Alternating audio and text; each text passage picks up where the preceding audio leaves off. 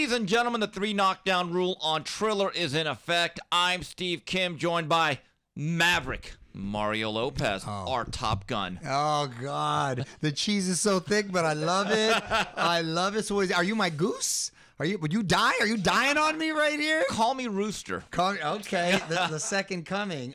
Quick shout out, Smoking Tim Frazier, Buffalo Knuckles, and Tino on the edits. We have so much to talk about. Let's go back this past weekend.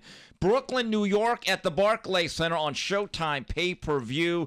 The Tank eventually steamrolls Rolando Romero, stopping him in 6 rounds. Your scores at the end of the night, by the time the fight was waved off, 49-46, 48-47 for Romero, and 48-47 for the Tank. I told you, Kimster. Told me what? It could be a lot of people thought he was going to go out there and just wash this kid in 1 round. That was the buzz. That Tank was going to be just that, a tank, and too much for Rollie. I never said that I was picking him to win. I just said he could make it interesting, and he did make it interesting. He was actually winning some of those rounds, by the way. He's unorthodox and heavy-handed enough where he's dangerous, and you have to respect him? Pardon me. You have to respect him. So Tank was patient enough to, once he got his timing and once he sort of figured out his little rhythm and he started throwing those sloppy overhand rights, he caught him with that beautiful counter, and that's all she wrote. Now, the controversy that night, which was a lot of people were talking about, was the stoppage. Was the stoppage necessary at that point? Here's the thing. If you have to ask whether it's a bad stoppage, then I think that's your answer. Then it's kind of a bad stoppage. If you really have to ask, look, it's professional boxing. You're paying $75 for pay-per-view. You want to see some violence. Isn't that the whole point of a fight? You got to let the public enjoy a violent highlight knockout once in a while. I don't want anyone to get killed. I sound like which one is it? A masochist? A sadist? Which one is savage? Which one is the one that... A sadist? Who hurts themselves? I don't want to be that guy. Is it sadist or a masochist? You know what I'm talking about. Bloodthirsty savage. But in all seriousness, it is boxing. You're paying a lot of money. You want to see a fool get knocked out once in a while. And I think if anyone had his comeuppance and deserved to get knocked out, it was that guy for all the smack he talked. So I was sort of with the chorus that, you know what, maybe a hair longer, they should have let it go. Be that as it may, I don't want to say I'm concerned, but I saw things about Tank. I'm a big Tank fan, and I like it, and I think he's a really good little fighter. But he's been getting touched a lot, Kim. To me, he's a guy who is not as defensive-minded and slick as Canelo, where he can break you down and then catches you counter-wise. He's a guy that takes shots, figures you out, and then catches you counter-wise with a shot because of his power. But you get a guy who can pop a little bit and is not going to be intimidated as he faces the upper echelon of the lightweight division. I don't know if my guy is able to pull a hat out of the bag, a rabbit out of the bag. I'm all messing up all my damn metaphors. You know what I mean? A cat out of the hat. What the hell is it? A rabbit out of the hat. You know what I mean? I don't know if he's able to do that at that high level, though. I like me some Tank. He looked good in that knockout, but Rollie was touching him a lot more than I thought he would.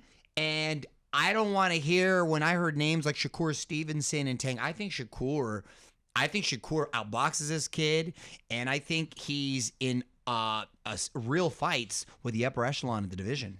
A couple of things. I actually asked on Twitter, did you like the stoppage? I would say, and it was a little bit surprising, overwhelmingly, 80+% of the responses I got thought the stoppage by Dave Fields was proper.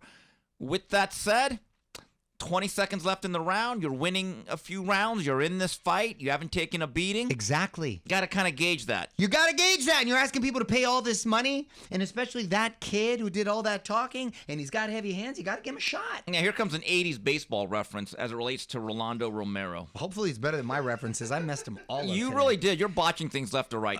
Rolando Romero, if he was a baseball slugger, he's Steve Balboni. He's Pete Incaviglia. He's Rob Deere. In other words, Dude, you went back. He strikes out a lot, swings and misses a lot. Also, Dave Kingman. Hits about 210. Hits about 38 to 43 home runs, drives in 90-plus runs. Exactly. That's what he is. He's not going to have a high on-base percentage. I like that kind of guy. And here's what I thought about Tank Davis and what concerns me. And I do believe he's a really good fighter. Someone has pointed this out to me. If you're an elite fighter, you know what you do? You don't lose that many rounds. If you go back to the a Rollie Romero, you don't. Or to a Mario Barrios. Or to an Isaac Cruz. What the upper echelon elite fighters do is that they absolutely blank the good fighters. Yes. He doesn't really blank them. Like you said, he gets touched.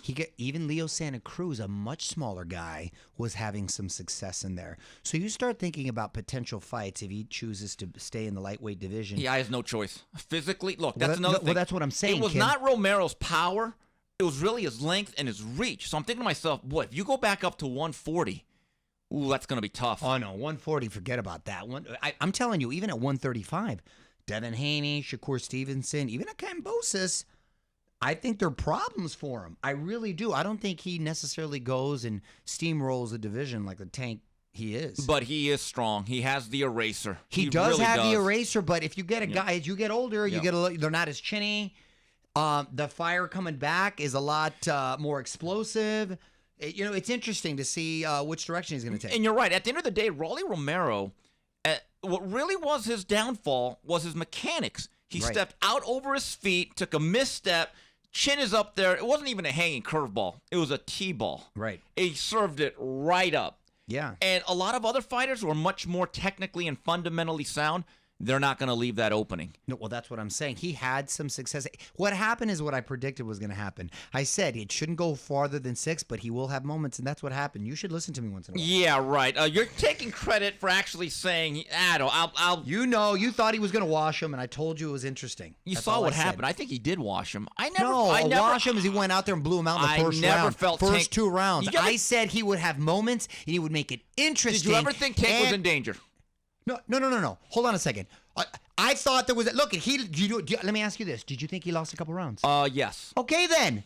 That's a lot better than what a lot of people gave him credit for. Okay, Mario, I will defer to you. You're right. It wasn't Tyson Spinks. Okay, that's what you said it was gonna be. moving It's true. forward, I guess Davis and Mayweather Promotions and Leonard Ellerby have kissed and made up. They're back to wearing each other's Letterman jacket and class rings. You know what's interesting? Floyd Mayweather didn't show up. Huh. What was the reasoning? Do you know? I was going to ask you about Quote, that. unquote, he had personal matters. You're the biggest star in your stable fights, and you don't show up. Well, we don't know what those personal matters. Maybe it was a health issue. Maybe something with the family. We don't know, so I'm not going to knock him for it. Here's the thing, though. The thing about him staying with Mayweather, doesn't that sort of throw a monkey wrench in a lot of potential fights It's now? a safe cocoon. He stays under that umbrella, and the fights that you mentioned, historically, they probably will not happen. Now, on the flip side, I want to give Mayweather Promotions credit. They set a gate record in terms of attendance at the Barclays Center. The kid can draw. And he draws in Atlanta. He draws in L.A. He draws in New York. There's not a lot of American fighters that can do that. He's absolutely a draw. He's a bona fide attraction. Mayweather Promotions must get credit for it. Pay-per-view-wise, again, they're going to probably come out with an inflated number. But there comes a point, you're right, we want to see a better dance partner. Absolutely. What's next? Like, even an Isaac Cruz rematch is kind of an eh. Of course. Yeah. No, you got it. Well, isn't the whole point to fight for titles? Isn't that They'll tell you it's to fight for money. Doesn't the money come with the titles? Yes. Though? That they kind of go Or hand the in bigger hand. names. Well, that's what I'm saying. They kind of go hand in hand. So at some point, you can only go flatline for so long. You gotta take a shot.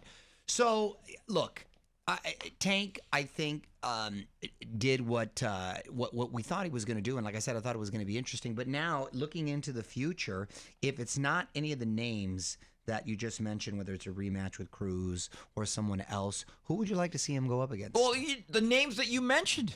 And look, in Ryan Garcia, look, $20K I got on Rollies, he got on Tank. Yeah. Okay. Don't play with me.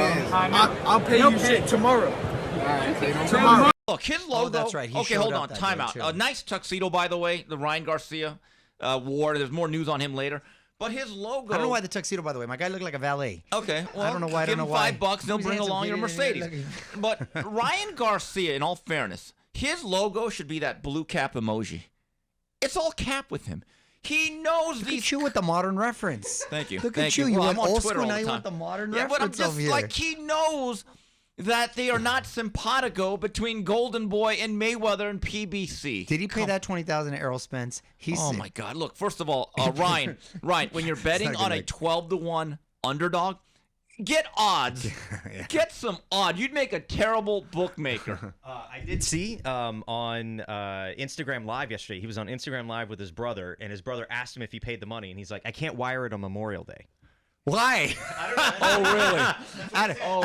Out of respect. Yeah. For our fallen soldiers. Yeah. Yeah. All right. Moving forward. Speaking of the lightweight division, we go down under Saturday, Marvel Stadium, Melbourne, Australia, on regular ESPN for all the marbles at lightweight. It's undisputed now. George Kambosos takes on Devin Haney. Mario, let's be realistic. Is Devin Haney already down 2-0 in rounds before the first bell even sounds? Look, first of all, I want to point out that we just came off a pay-per-view event where it was 12-1 odds. Now, for free on ESPN, we are getting a hell of a matchup with Devin Haney and Kambosos.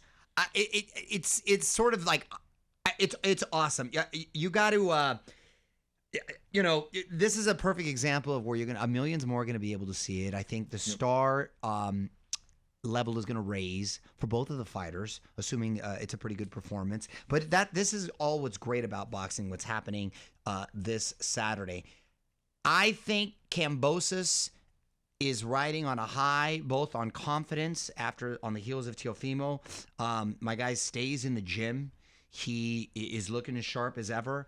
I think Haney, who is big for his weight class and obviously is very talented, fundamentally sound, he's looked chinny at times, so who knows if Kambosos will be even more aggressive because of that. But I can't help but think of the Horn-Pacquiao fight where Pacquiao, and I'm not trying to take anything away from Kambosos, but where Pacquiao clearly won that fight, did enough to win that fight, and I thought he got jobbed with Horn.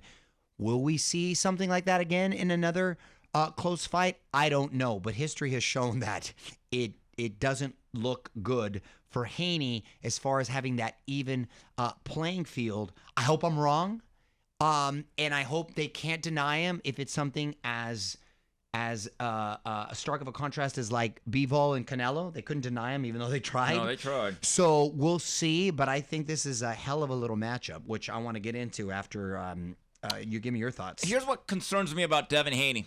When he's not cutting down in weight, he's as good as any boxer in the world. But that weight cut is tough, and I was at both of his contests last year against Jorge Linares and Joseph Diaz. You know he's the only fighter to beat Jorge Linares that never put him on the canvas or stopped him? Wow. Also, Joseph Diaz, who I really think is a 26, 30-pounder, light hitting, popped him late, buzzed him. I know. That's alarming. This is alarming. He's a very offensive fighter. He goes to the body a lot. He gives great angles. He works off that front foot. And you're right, because he has a good work rate with that jab. He's really dangerous and sharp for about 7 to 8 rounds. Yes. Then around the 9th round, if you're hanging in there, The wall. I think you hits the wall and depleted because of the weight. Those punches start coming a little bit. And Kambosos showed me a lot of heart when Teo dropped 9th round, bang, boom, and he won the next 3 rounds. Exactly. That's what I'm saying. He showed me a lot of heart, and Teo, is a lot more heavy-handed than Haney. So he showed a lot of heart, a lot of grit. I don't think he's intimidated. I think he respects the fighter that's in front of him. For me, I think, and I was talking to our boy Joe Tessitore, he likes Haney in it just because he thinks he'll be the more active fighter. And I actually think that, I said, you know what, Joe? I said, I think that's going to be his detriment if he is the more active fighter because I think Kambosos will not be intimidated. No, I think Kambosos is the more active fighter. Well, I know, Joe. Isn't he more of a volume That's puncher? what I thought, but Joe was disagreeing, or we were debating about that. But I just think he showed me a lot of heart and grit, and I don't think he's going to be intimidated in those exchanges, and I think he's going to let those hands go. And I think he feels he can hurt Haney. I think it's going to be a very tactical fight, but I like Kambosos in this fight. You are Tecate. Bold. I do. I like that. I do. I like that. One of It's the fascinating. things It's fascinating that is matchup. underrated about Kambosos that is never brought up, he's got above average hand speed. If you go back to the Teofimo fight, when they exchange, watch that dude on social media. That fool's fast. I'm just telling you, he's not slow. Oh, no, he's not slow. I know there's a stereotype of every white athlete. They do it for free. They're gritty. They're scrappy. Stupid. They're coaches on the field. Kambosos is actually a pretty good athlete. No, that white dude's fast. Yes, he's got some fast. speed. Just say it's not deceptive. He's just fast. Ryan Garcia's fast too. Yes. Well, he's Mexican, but still. And there's a theory that goes back years that trainers have said when a fighter wins a championship or a big fight, psychologically they become 25% better and more confident. Well, that's exactly what I just led with. I said with his confidence, I think he's going to go in there. He's going to be even more aggressive. He's going to let those hands fly.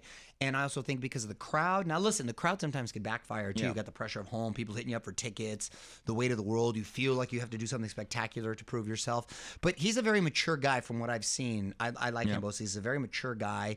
And he was always, I was going to ask you about this, he was always very respectful of Haney, but then he started kind of talking a lot of smack to him. What went wrong? Are they promoting? No, or did something happen? Of course they are. But I guess he said that Haney was giving him intel on the turbulent marriage and personal life of Teofimo Lopez. And I'm thinking, Wait, before or after the fight? before, when they fought in December or November, and I said, George, everybody knew about Teofimo's personal life. This was not a guarded secret like the formula for Coca-Cola.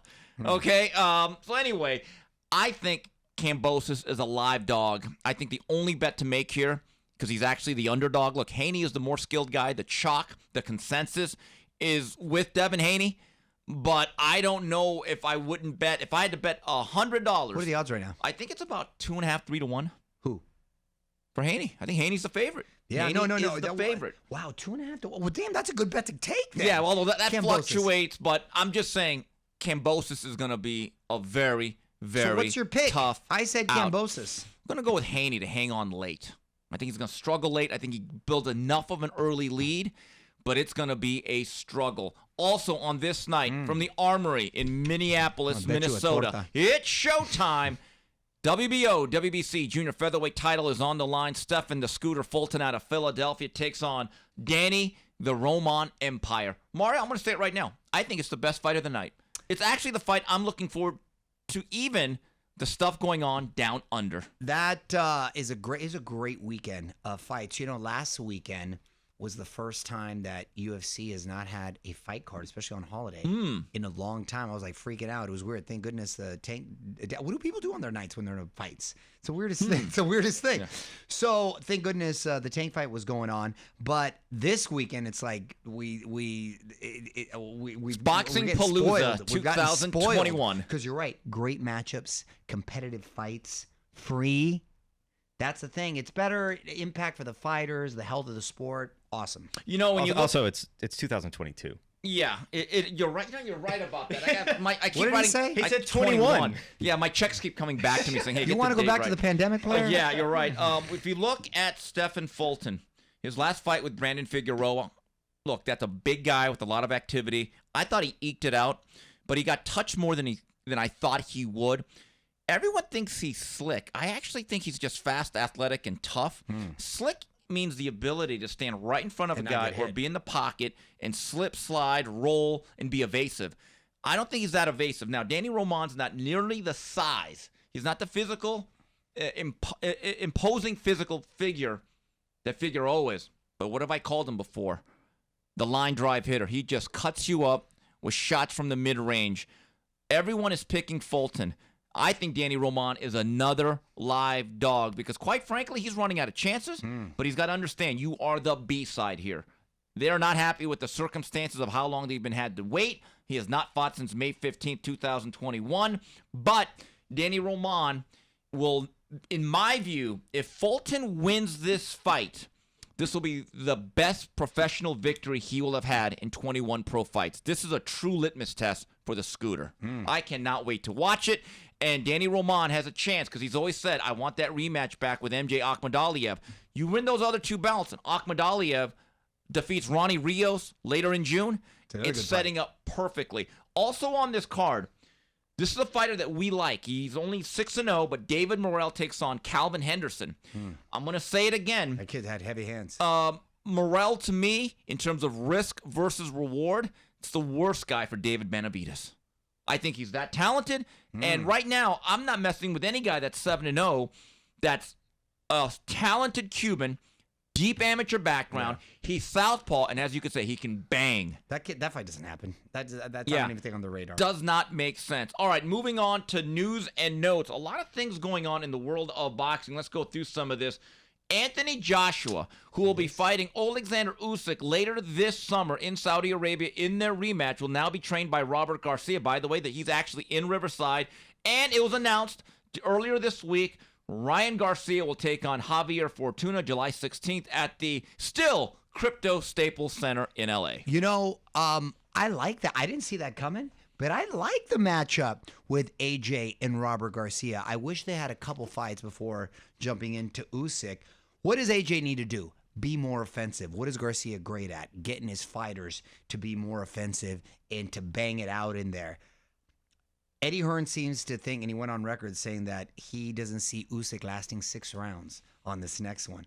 If Garcia can get AJ somehow to channel his Corazon. Yes, corazon, and let his hands go and be aggressive, dude, that's a big, strong dude that if he's throwing combos is going to be hard to reckon with. And I don't care, even if you're as slick as Usyk, I still think Usyk's got all the momentum and is highly motivated for this fight. But I'm not mad at that pairing. Are you? I actually like the fact that Robert is getting him at his home gym, the Robert Garcia Boxing Academy. I'm going to try to go out there later this week. It's nice he crossed the pond. Because this is a fighter now saying, I'm making a commitment to you. Yeah. I'm not making you come out 8,000 miles. I'm not going to be comfortable. Because in many respects, for Anthony Joshua, because if you've ever been at the RGBA, it's kind of an old school Mexican boxing gym. It's kind of dirty. Not dirty, but it's grimy. It's got a certain feel to it. There's really good sparring. Oh, yeah. And it kind of reminds me of when Rocky Balboa was taken to Apollo Creed's original gym in L.A. It was which, all shadowy. By the way, no gym ever really looks like that. But there's like a feel. Yeah. I think that's part of it. Because I think That's what he says. There is no tomorrow. There Rock. is no tomorrow. There is no tomorrow. Yeah, kept that going. So the issue with Joshua, in my view, is up here.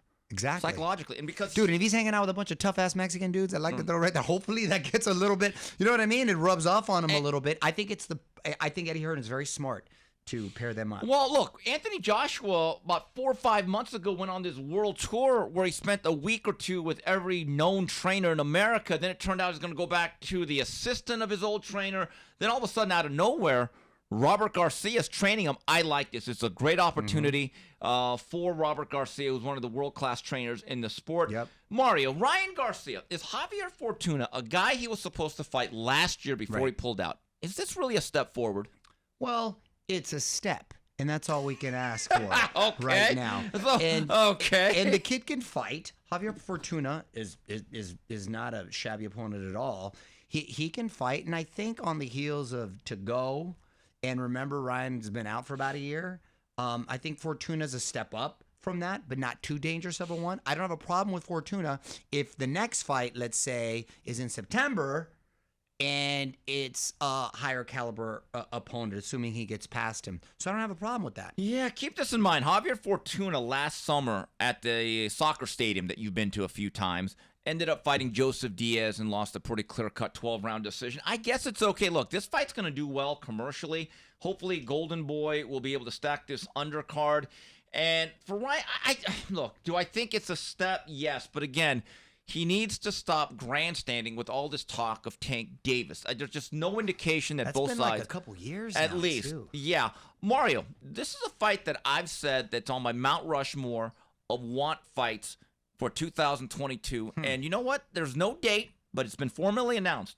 The ladies' night continues. Michaela Mayer will be taking on Alicia Baumgardner. Top Rank announced it sometime in the late summer, early fall. Sign me up. Okay. I love the back and forth thing on Twitter that they are going to, I think it's going to be a hell of a fight. Listen, this is the most exciting it's been that I can recall in the ladies division of the sport. So it's an exciting time for them between Serrano and these matchups and even your girl Clarissa Shields. She likes to get Savannah out. Marshall? Yes, exactly. So this has been an exciting time. So hopefully they'll be able to capitalize on this. And one momentum. last thing, September 17th, it was announced by Matchroom and DAZN, the trilogy, Gennady Golovkin, Canelo Alvarez. I love that fight. That is a perfect fight on the heels of the Bivol fight for Canelo.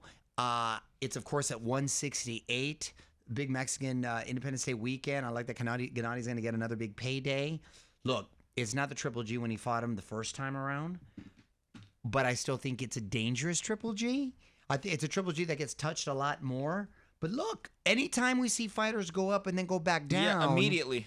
you know, it gets kind of interesting. A cut is a cut. A cut is a cut. Now, Triple G is not stylistically similar to Bivol, but he does have that telephone pole lightning rod jab that's very educated. He's great with his timing, measures his distance well. Will we see the old Triple G that likes to go to the body as much? I don't know.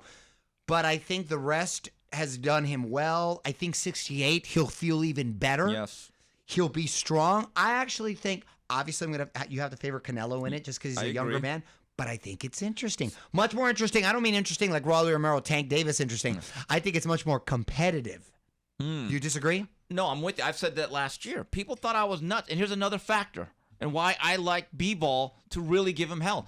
He is not in awe of Canelo. I have felt for a while that every guy post-2018 that matched up with Alvarez, they were in awe either of the fighter or the moment. B-Ball wasn't. Golovkin won't be. Well, I think Golovkin knows he beat him the first time. Yeah, and the second time was very close, and I don't have a problem that if it went to Canelo's way that way. So, you know what I mean? He's been there. He knows. Once you've gone 24 rounds with someone. You know someone well. You know someone real well. You know what you're getting. All right, when we come back on the 3 knockdown rule on Triller, we wrap it up with Ask Mario and Final Flurries.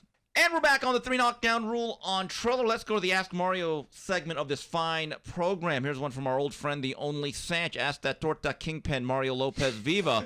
Should Bam Rodriguez, Jesse Rodriguez, beat Secret-Setso Rungvisai next month and then beat Chocolatito too?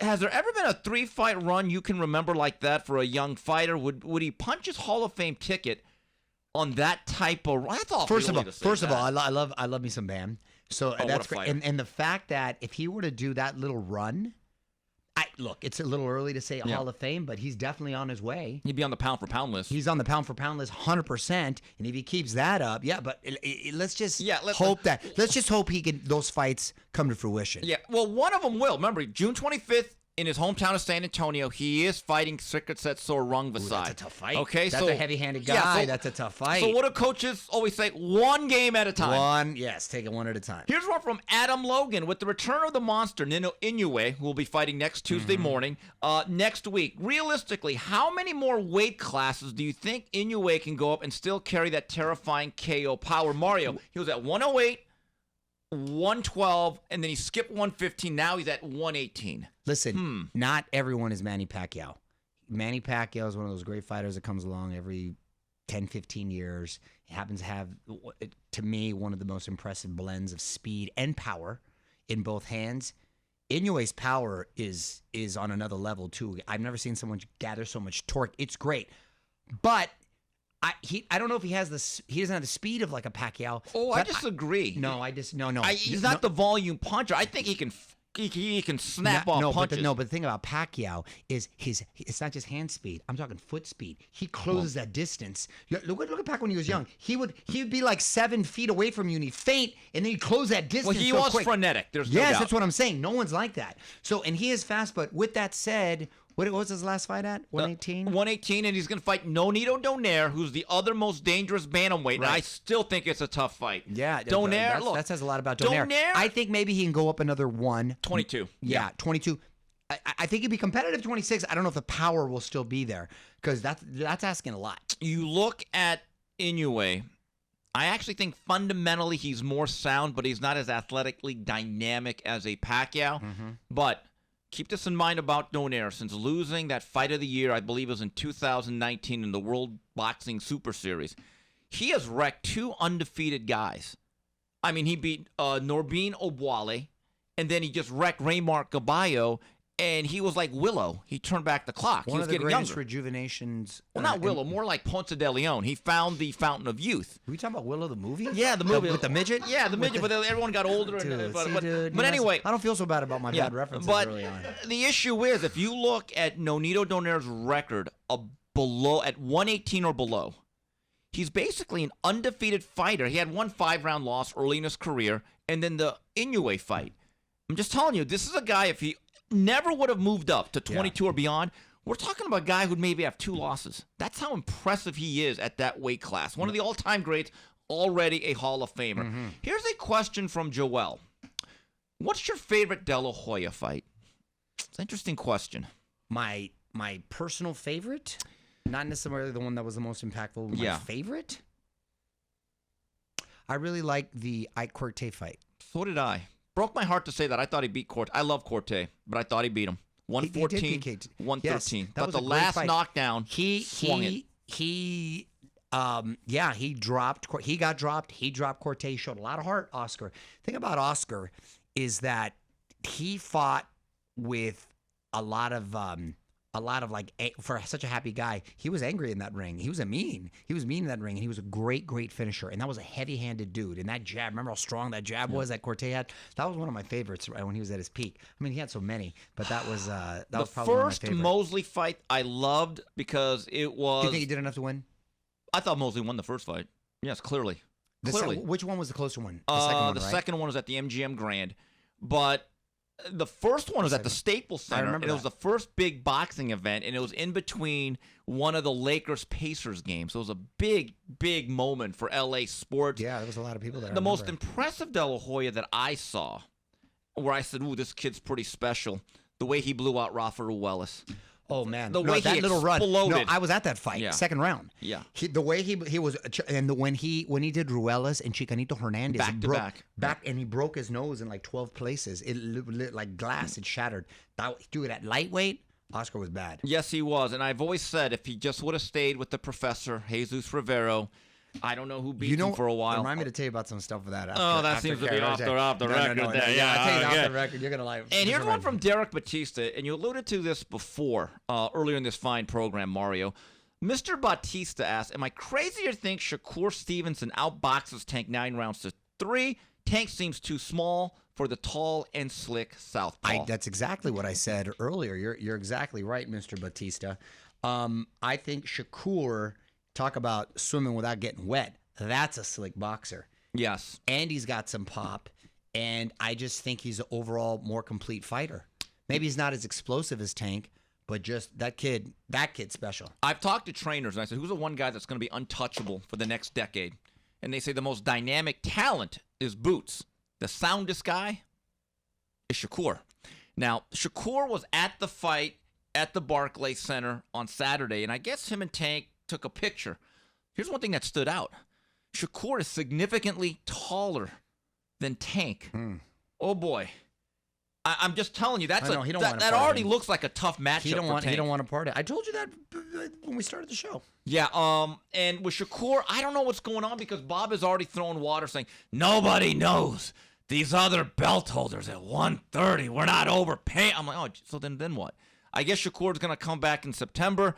I hope that Tank and Shakur is not another version of Sides of the Street. I hate that. I know. I hope it delayed Crawford Spence by at least 3-4 years. Moving on to final flurries. Mario, if we were Siskel and Ebert, we'd give 2 thumbs up to Top Gun Maverick. What a movie. First of all, the last time you went to the movie, I just want to point it out, was with me. Every time I go to the movies with me, we saw the NWA Straight Outta Compton. No, we didn't see that. Yeah, we did. No, I have a picture, me, you, and Stearns.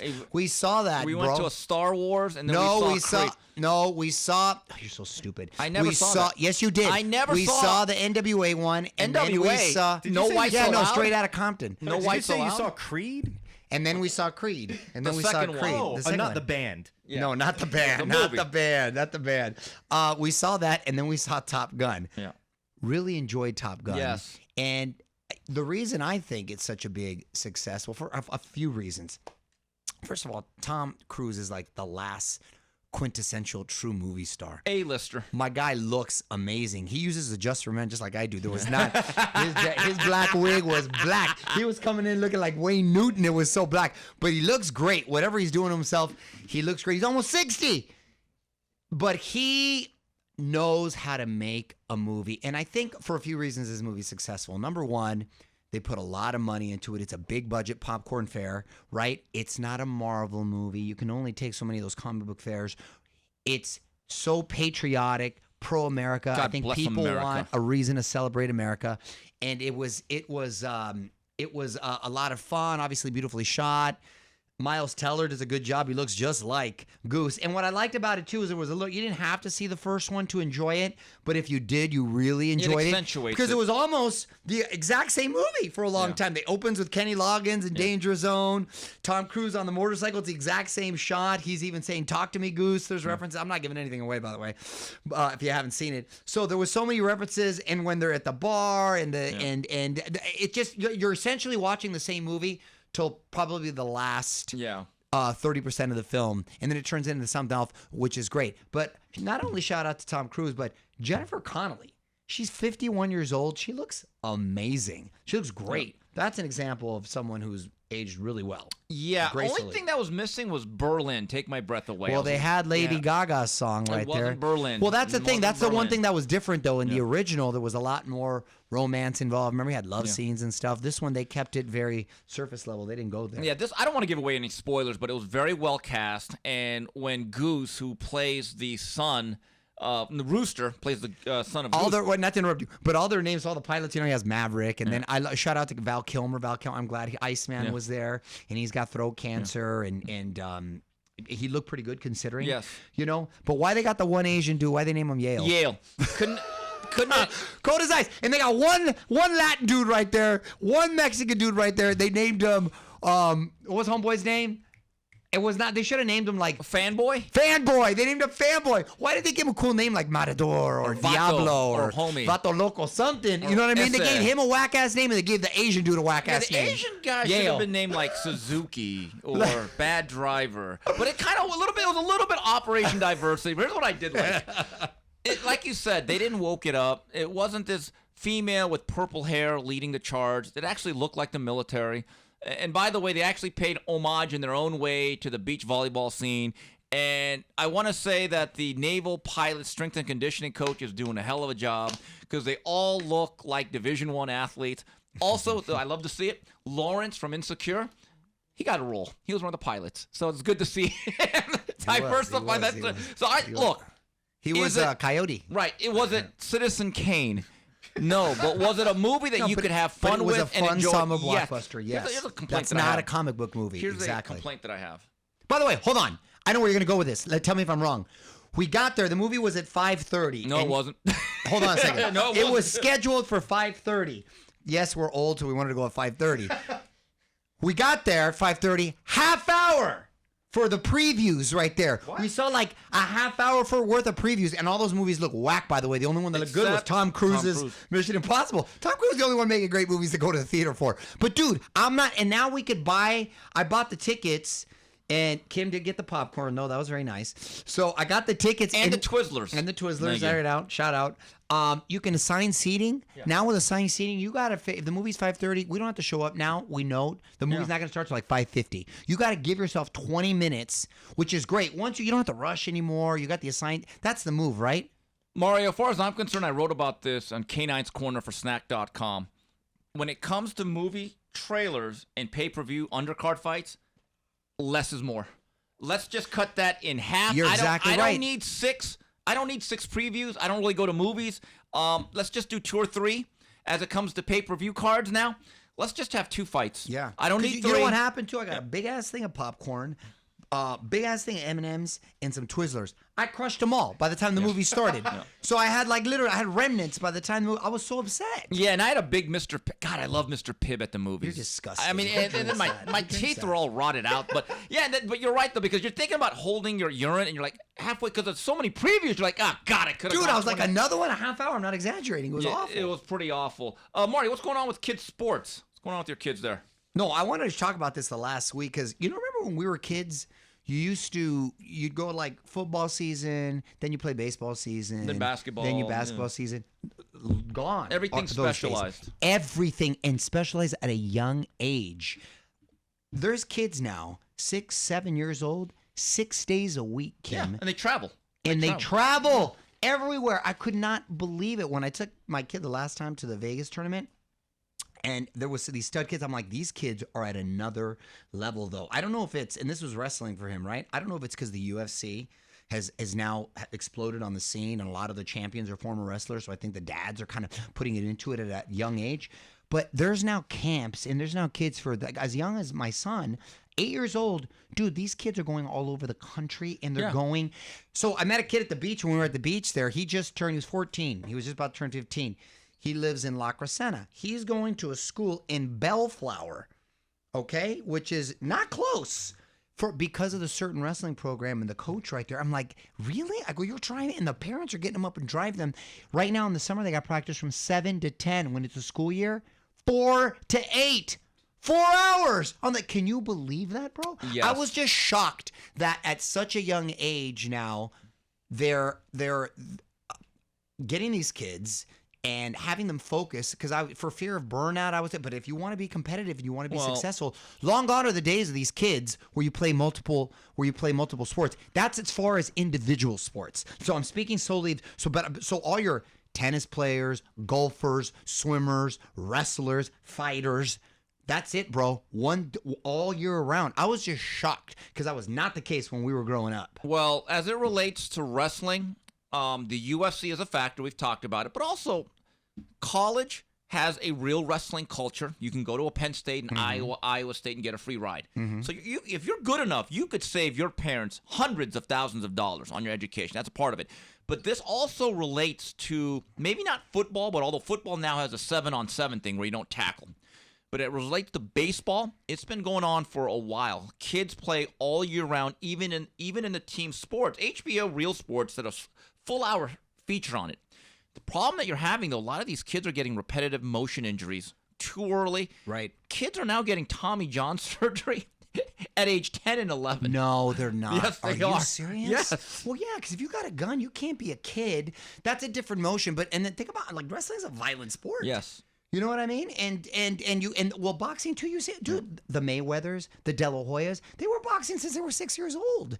And look, and they're successful for a reason. So you look at those cases, and you look at like a Floyd, you look at like an Oscar, and you're like, okay, that consumed them. That's why they're that good. So if you want to be that good, that's what you have to do. It is, but I think It's a trip though. I've never seen it. I always thought it was specialized. Now it's everywhere. Everything is. No, there's camps now. It's everywhere. I couldn't believe it. You know, the level of IMG, how good they are. The IMG Academy in, I think, Bradenton, Florida, they used to just be about tennis with Nick Bollettieri. So they would take these young kids. Now it's every sport. And there are people that come from all across the world, from soccer, baseball, even high school football, to go to these camps. And you basically become a young, professional, groomed athletes. It's not the same. When I played baseball, that's what they do. That's what they've been doing in the Soviet Union or the former Soviet Union in Russia for a long time. They give it one and boom. That's where Khabib came from. That's why he's so damn good. They took him from the Dagestani and some of those guys at the UFC, and that's it. Boom. They wrestled since they were like little kid, 6 days a week, all day long. Right. All the, you know what I mean? That's how the Russian hockey power was built. And when I played baseball at Montebello High School, we had about 25 games at most. We had a summer league program. We played. It was called American Legion. And then if you wanted to get more cuts in, I ended up playing for the Montebello Brewers at Grant Ray Park. It wasn't all that serious, but if you wanted to play ball, you kind of had to do this. I actually wish I played more baseball because I think it's the one sport you have to play more than I did. I wish I was a little bit more of a student of the game in terms of how to play it. But if you actually told me, Steve, you're going to have games in October, November, December, and then you're going to travel, as much as I love baseball, I would have said, yeah, I'm not going to major leagues anyway. Therein lies the tough line as a parent, because you don't want to burn them out. You don't want to burn them out, and you don't want them to resent you either. But do you want them to be good? Yes. At a certain level, you know what I mean? So it's it's a tough line. My buddy Hugo, my best friend, graduated from Montebello High School. He has 2 daughters. I think they're 6, 7, or 8. They're very talented young athletes. Every available weekend now, I say, what are you doing? Even on the weekends where we watch fights together, he says, Steve, don't come till 4. I got a soccer tournament. And in fact, this last week, he was in San Diego. They play soccer all year round? Right. And then he also went to IMG to visit. So this thing is like, once you invest into a sport, that's it. Unless you're a superhuman athlete, you don't get to play multi-sports anymore. You really don't. I mean, you can for fun, but if you want to be competitive and win, they got to focus. And it's crazy. It's long gone, or our era. The great thing about it is, mediocre athlete we got to enjoy my childhood. All right, anyway, that's it for this week's edition. Mediocre's being great. Shut up, Lopez. That's it for this week's edition of the 3 Knockdown Rule. On behalf of Mario Lopez, Smoking Tim Frazier, Justin Buffalo Knuckles, and Tino on the edits. Goodbye, everybody.